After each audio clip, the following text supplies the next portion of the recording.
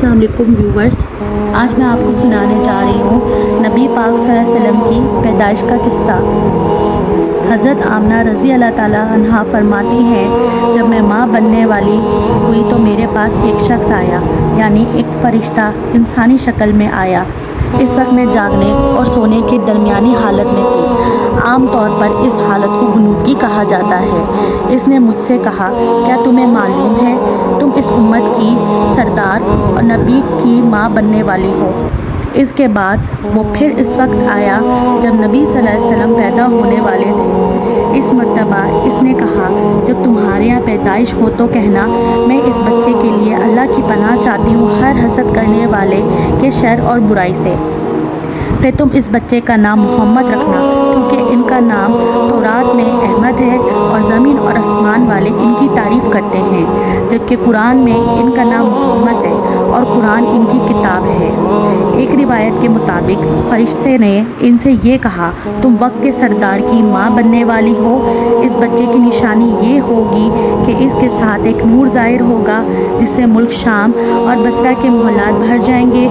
جب وہ بچہ پیدا ہو جائے گا تو اس کا نام محمد رکھنا، کیونکہ تورات میں ان کا نام احمد ہے، آسمان اور زمین والے ان کی تعریف کرتے ہیں، اور انجیل میں ان کا نام احمد ہے کہ آسمان اور زمین والے ان کی تعریف کرتے ہیں، اور قرآن میں ان کا نام محمد ہے۔ حضرت عبداللہ کے چہرے میں جو نور چمکتا تھا، شادی کے بعد وہ حضرت آمنہ کے چہرے میں آ گیا تھا۔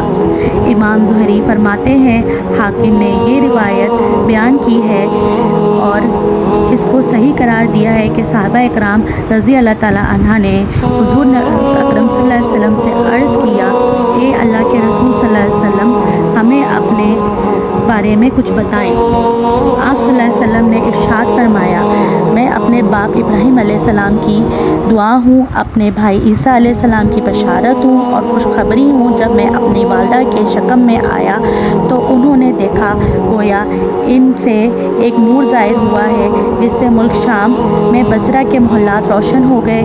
حضرت آمنہ رضی اللہ تعالیٰ عنہا نے حضرت حلیمہ سے فرمایا تھا، میرے اس بچے کی شان نرالی ہے، یہ میرے پیٹ میں تھے تو مجھے کوئی بوجھ اور تھکن محسوس نہیں ہوئی۔ حضرت عیسیٰ علیہ السلام وہ آخری پیغمبر ہیں جنہوں نے آپ صلی اللہ علیہ وسلم کی آمد کی خوشخبری سنائی ہے۔ اس بشارت کا ذکر قرآن میں بھی ہے۔ سورہ صف میں اللہ تبارک و تعالیٰ فرماتا ہے، اور اسی طرح وہ وقت بھی قابل ذکر ہے جبکہ عیسیٰ ابن مریم علیہ السلام نے فرمایا کہ اے بنی اسرائیل، میں تمہارے پاس اللہ کا بھیجا ہوا آیا ہوں کہ مجھ سے پہلے جو تورات آ چکی ہے میں اس کی تصدیق کرنے والا ہوں، اور میرے بعد جو ایک رسول آنے والا ہے ان کا نام مبارک احمد ہوگا، میں ان کی بشارت دینے والا ہوں۔ اب چونکہ حضرت عیسیٰ علیہ السلام یہ بشارت سنا چکے تھے، اس لیے ہر دور کے لوگ آپ صلی اللہ علیہ وسلم کی آمد کا بے چینی سے انتظار کر رہے تھے۔ ادھر آپ صلی اللہ علیہ وسلم کی پیدائش سے پہلے ہی حضرت عبداللہ انتقال کر گئے۔ سابقہ کتاب میں آپ صلی اللہ علیہ وسلم کی نبوت کی ایک علامت یہ بھی بتائی گئی ہے کہ آپ صلی اللہ علیہ وسلم کے والد کا انتقال آپ کی ولادت سے پہلے ہو جائے گا۔ حضرت عبداللہ ایک تجارتی قافلے کے ساتھ تجارت کے لیے گئے تھے۔ اس دوران بیمار ہو گئے اور کمزور ہو کر واپس لوٹے۔ قافلہ مدینہ منورہ سے گزرا تو حضرت عبداللہ اپنے ننھیال یعنی بنو نجار کے ہاں ٹھہرے۔ ان کی والدہ بنو نجار سے تھیں، 1 ماہ تک بیمار رہے اور انتقال کر گئے۔ انہیں یہیں دفن کر دیا گیا۔ تجارتی قافلہ جب حضرت عبداللہ کے بغیر مکہ پہنچا اور حضرت عبدالمطلب کو پتہ چلا کہ ان کے بیٹے عبداللہ بیمار ہو گئے ہیں اور مدینہ منورہ میں اپنے ننھیال میں ہیں، تو انہیں لانے کے لیے حضرت عبدالمطلب نے اپنے بیٹے زبیر کو بھیجا۔ جب یہ وہاں پہنچے تو عبداللہ کا انتقال ہو چکا تھا۔ مطلب یہ کہ آپ صلی اللہ علیہ وسلم اس دنیا میں اپنے والد کی وفات کے چند ماہ بعد تشریف لائے۔ حضرت ابن عباس رضی اللہ تعالیٰ عنہ کہتے ہیں، حضور صلی اللہ علیہ وسلم اس دنیا میں تشریف لائے تو آپ صلی اللہ علیہ وسلم کی آول نال کٹی ہوئی تھی۔ آپ صلی اللہ علیہ وسلم ختنہ شدہ پیدا ہوئے۔ حضرت عبدالمطلب یہ دیکھ کر بے حد حیران ہوئے اور خوش بھی تھے۔